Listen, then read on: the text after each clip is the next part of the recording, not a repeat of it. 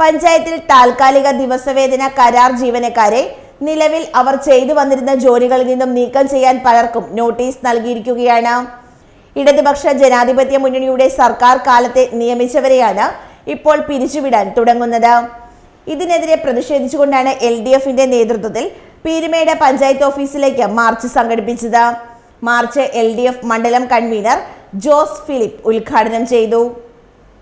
MLA-മാരുടെ എണ്ണം എന്ന് പറയുന്നത് 99, നിങ്ങൾക്കുണ്ടായിരുന്ന 41. ഈ പ്രാവശ്യം നിങ്ങൾക്ക് 102 MLA-മാരുടെ പിന്തുണയുണ്ട്. നിങ്ങളുടെ സഹായത്താൽ 3 BJP-കാരും കേരളത്തിൽ ജയിക്കുകയുണ്ടായി.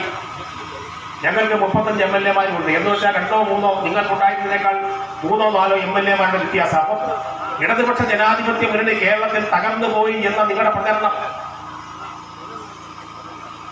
തെറ്റാണ് എന്ന് ഈ കണക്കുകൾ ബോധ്യപ്പെടുന്ന ഒരു കാര്യമാണ്. ഇടതുപക്ഷ ജനാധിപത്യ മുന്നണി ഒന്നും ഒലിച്ചു പോയിട്ടില്ല.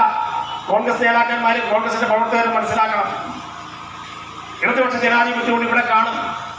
ജനക്ഷേമ പ്രവർത്തനങ്ങളുമായി ബന്ധപ്പെട്ട് ഞങ്ങൾ ഇവിടെ കാണും. ഈ നാട്ടിലെ ജനങ്ങളുടെ പ്രശ്നങ്ങൾ ഏറ്റെടുത്തുകൊണ്ട് ഞങ്ങൾ മുന്നിലേക്ക് വരും. യാതൊരു സംശയവുമില്ല. LDF Peermade panchayat convener MK Balakrishnan അധ്യക്ഷത വഹിച്ചു.